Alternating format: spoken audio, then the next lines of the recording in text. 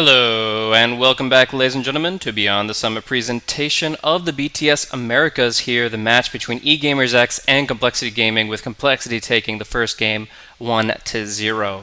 Hopefully you guys are enjoying the match, and hopefully this game will have some less audio balance issues than the last one. If you guys can just be legit in chat and make sure everything's okay, I'd really appreciate it. And now we're going to be getting into the draft of game number 2, already pretty well underway. So I myself am Blaze, and welcoming in my wonderful co-caster EGAD. How's it going, man? What do you think of the draft?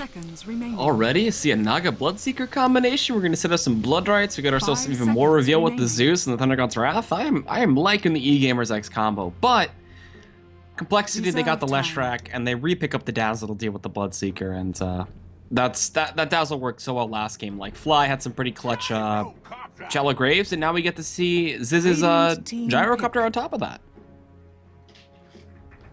So I'm excited to see the Gyrocopter coming into play here. A lot of potential for AoE clear. I mean, with the Leshrac and the Gyrocopter together, they have a lot of damage for the team fights. So if they get one good controller, one good disabler for those AoE fights, then they're in a really good position. And once again, we get to see Fly on Dazzle. So right now, unless there's a silence, you expect Bloodseeker to be pretty limited in his kill potential because of that Shallow Grave.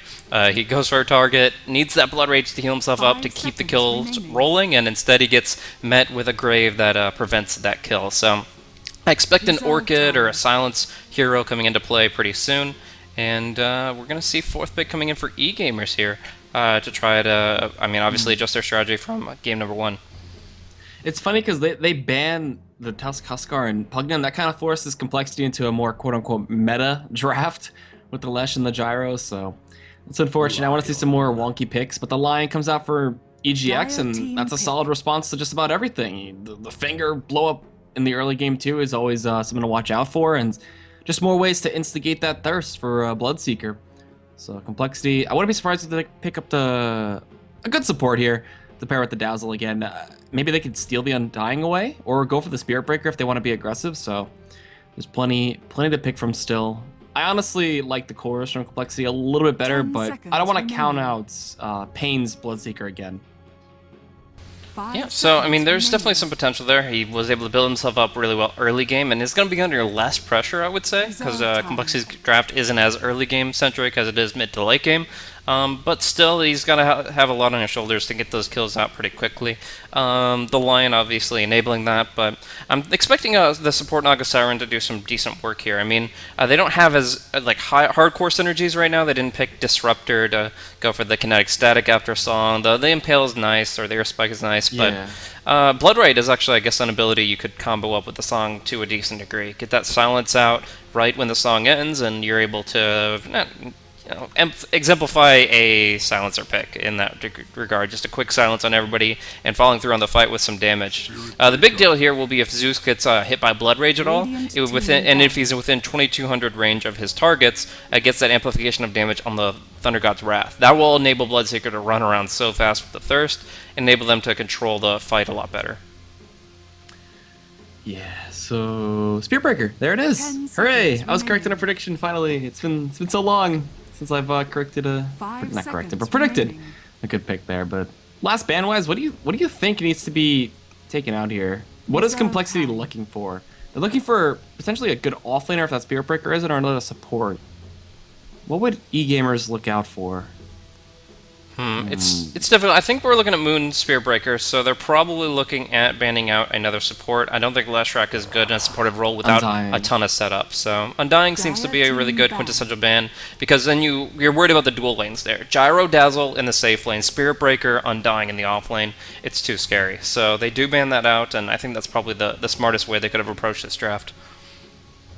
Okay, well, Rubik's gone. eGamers, what is going to be your final pickup? Looking at potentially a support, unless this is a support Naga Siren, which has been on the up and up lately. The Chinese scene's been playing it. There was that amazing combo that IG had used against them, where it was a 5-man song to a 5-man call down. So there's potential for that to come out here, but instead of call down, you get Thunder God's Wrath or Blood Right. So eGamers, I wouldn't be surprised if they picked another core. I love Naga Siren support, honestly. She's a great holder of Arcane Boot. She can get Glimmer. And it's all about songs, honestly. Setting up everything. Yeah, so that is going to be leading us to the final pick here. E-gamers are not going to be able to pick the Rubik, which would have been pretty solid for the quick lift against the Spear Breaker. Some really good spells to steal from the Leshrac. So, yeah, they're going to be having to pick up something different. I think Skywrath is still an option here. Since they already have a Charge Breaker, they really need a silence against Dazzle. I think that's the most important thing. If they can get the Hex on Dazzle, fine. But I think the Hex would be better used elsewhere. They need a way to control the Dazzle, and if they're not going for that Blood Right combo, then they'll do something else. But it looks like it's actually going to be an interesting set of core heroes here. They're going to go Viper, Bloodseeker, Zeus, and that means I think the Zeus has to be in the offlane. Yeah, this would make Capitalist smile a little bit, seeing a Zeus offlane, but he knows just how weak that can be, and there's a lot of kill potential onto him, especially with the charge, and now with the Bounty Hunter too. So once Z-Freak hits level 6, Bounty's coming online, and actually, Kirino, he's the mid, so this is going to be a mid Zeus and an offlane Viper? Yeah, this is offlane Viper. WAP was the Clockwork last game. Maybe they'll do 2-1-2s just to guarantee the Viper's safety? For battle. Weird setup. Yeah, it's not exactly what you would expect, but I think a dual lane could work fine here, honestly. Comboing with the Viper and the Naga would be fine. In this case, it looks like that's what they're going to do.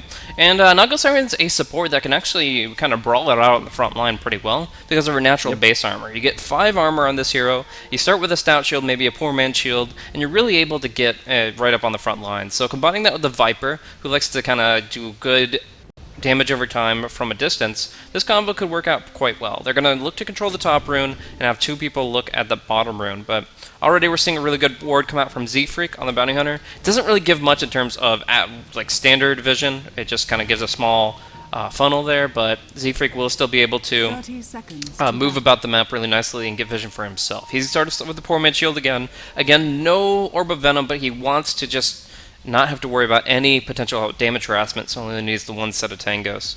We're going to see be able to kill him. Yeah, top lane should not be something that eGX can go for because of the deal with the Spear Breaker and the Gyrocopter. Both heroes providing so much to the level 1 class, the Rocket Barrage, the Charge. If they catch sight of anybody in range, then that's just an easy kill. Like, Wayo actually would be dead if Complexity had sight, but obviously it's just going to be Swindamelons picking up the Bounty Rune, and a nice grab from Z-Freak there. Bounty gets the Bounty, and moves himself ever quicker to that important level 2. I feel like Bounty Hunter should have that passive, like whenever he picks up a Bounty Rune, he gets a little bit of extra gold. Not Alchemist.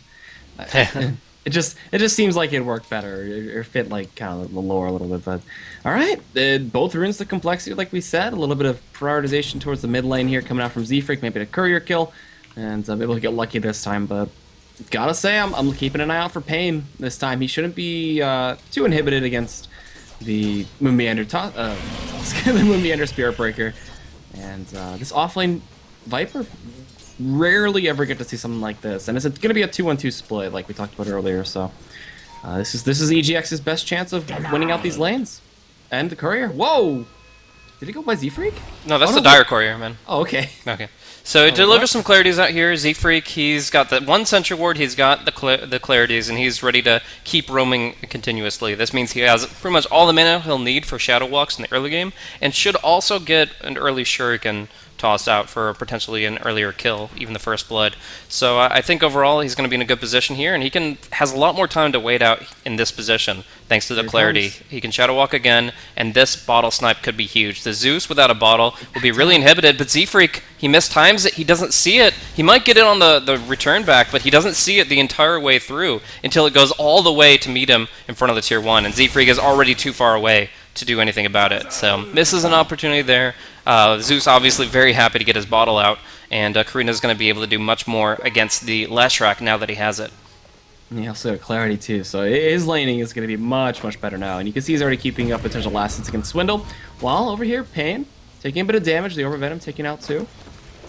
A little bit of 17% bash chance coming in as well from Moonmeander, and up top for this fight for the rune. Both Fly does pick it up, and Guayo's just a little too fast. Also, the best thing about Naga support is she has 320 base movement speed.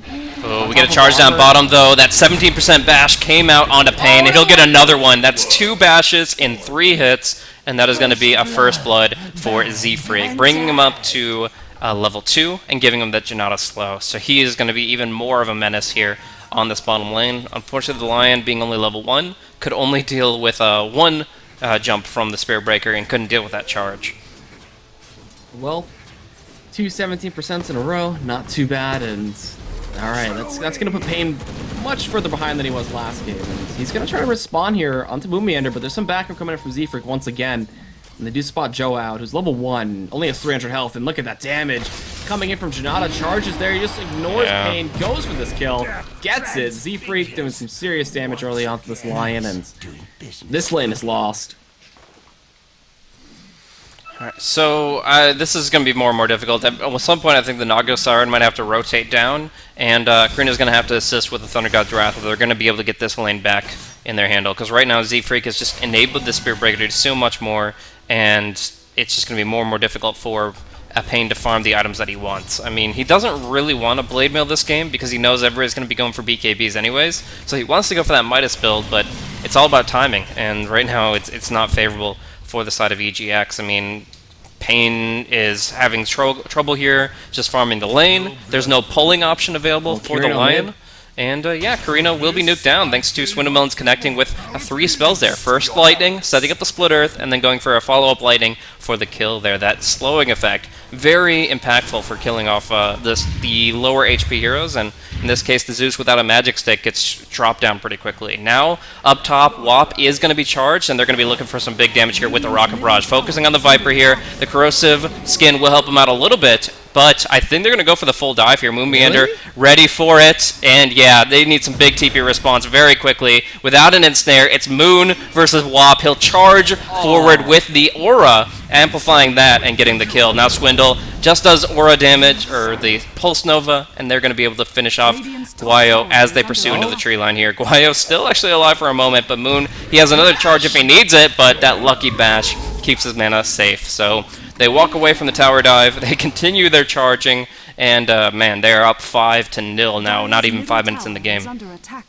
Well, charging onto Pain, it seems. They wanted to go for potentially another kill down here. If they can find Joa, this is not too hard of a kill. He's only got 500 health, so charging down, Pain. He's got to realize it by now. He might let it connect and he try to bait it? No.